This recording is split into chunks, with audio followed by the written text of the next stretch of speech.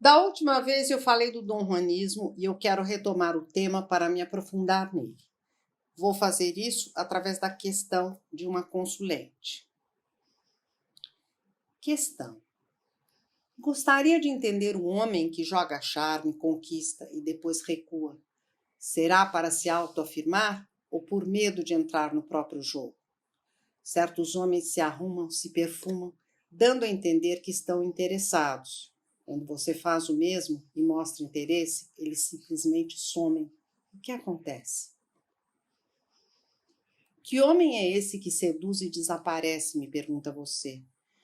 Trata-se de um homem cuja única meta é seduzir e cujo modelo é Dom Juan, personagem mítico, sedutor, libertino, que surge pela primeira vez na literatura no século XVII, quando Tirso de Molina, autor de mais de 300 peças, publica El Burlador de Sevilha.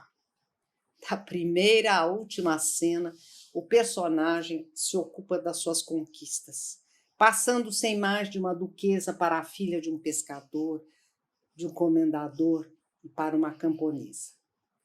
Tirso de Molina inspirou vários outros escritores, inclusive Molière.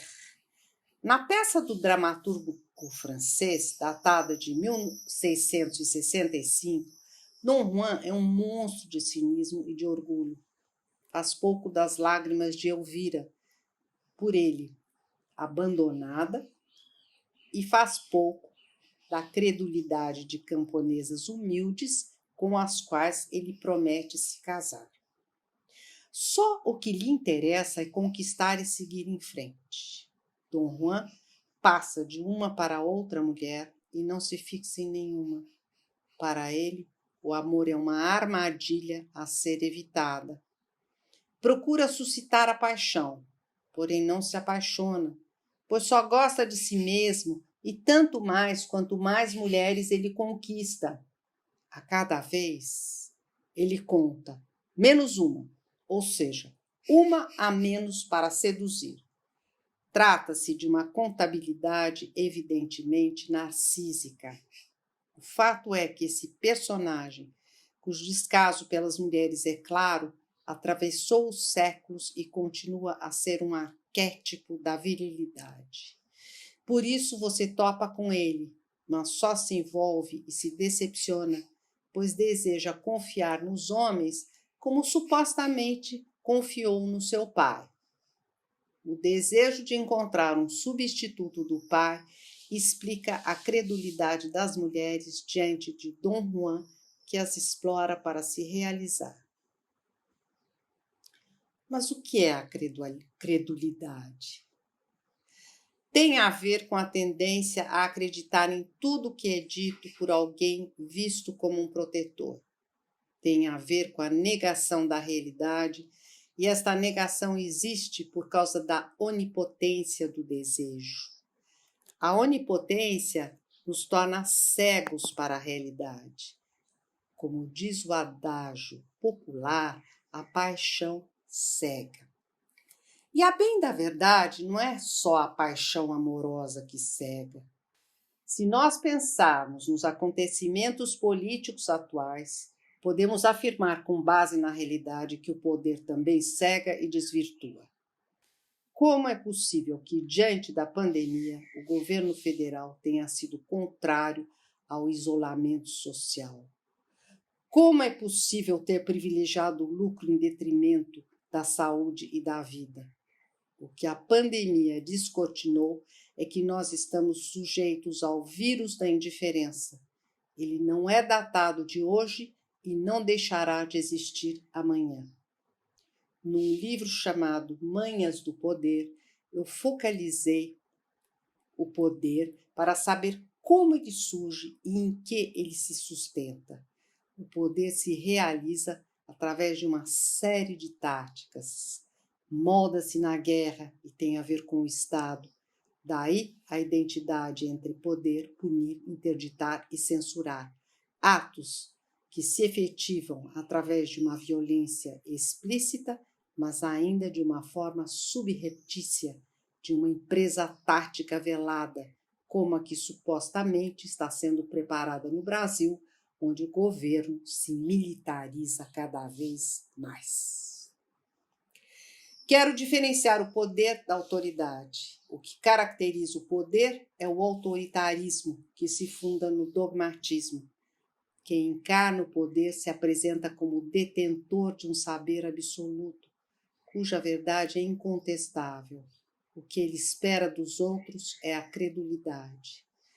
Já a autoridade se baseia na escuta do outro, com quem a autoridade espera vir a saber o que ela deve fazer e dizer. Ao contrário do sistema ditatorial, a democracia implica a coexistência do poder e da autoridade. A exemplo disso, o presidente da República encarna o poder, mas ele está sujeito à autoridade da Constituição, que não pode ser desrespeitada. O analista tem um poder do qual ele não deve abusar para exercer a sua autoridade. Serve-se desta para levar o analisando a vencer a sua resistência, falando para se escutar.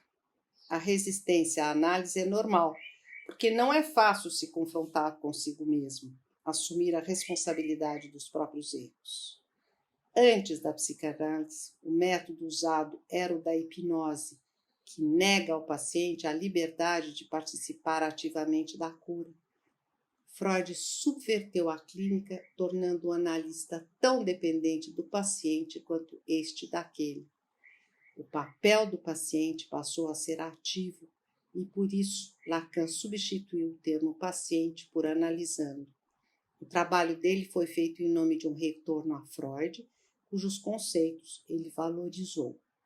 Tanto Freud quanto Lacan romperam com as convenções da prática anterior a eles, porque a psicanálise é um saber que se constitui à medida que a experiência continua.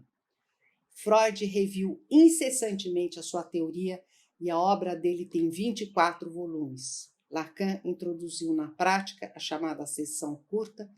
Na verdade, é uma sessão de tempo variável, e ele fez isso por ter se dado conta de que o trabalho assim se tornava mais eficaz. Sobre isso eu vou falar mais longamente no outro consultório. Para o psicanalista, como para o artista, o não saber é tão importante quanto o saber.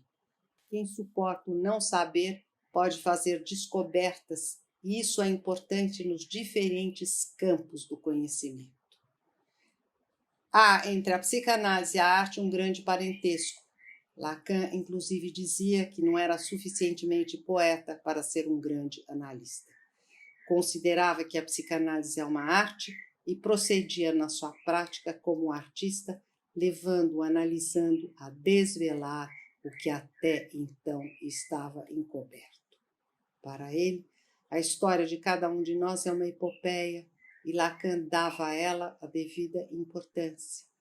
Procuro fazer isso aqui no consultório sentimental, indicando o que há de universal em cada história singular e enfatizando continuamente a importância da escuta, que é o recurso mais poderoso de que nós dispomos para a aceitação da diferença e a pacificação das nações. Querendo, envie a sua questão para betmilan@gmail.com. Responderei na medida do possível. Você também pode me ler no meu site www.betmilan.com.br. Disponibilizei os artigos publicados na Folha, grandes entrevistas e muito mais. Até a próxima.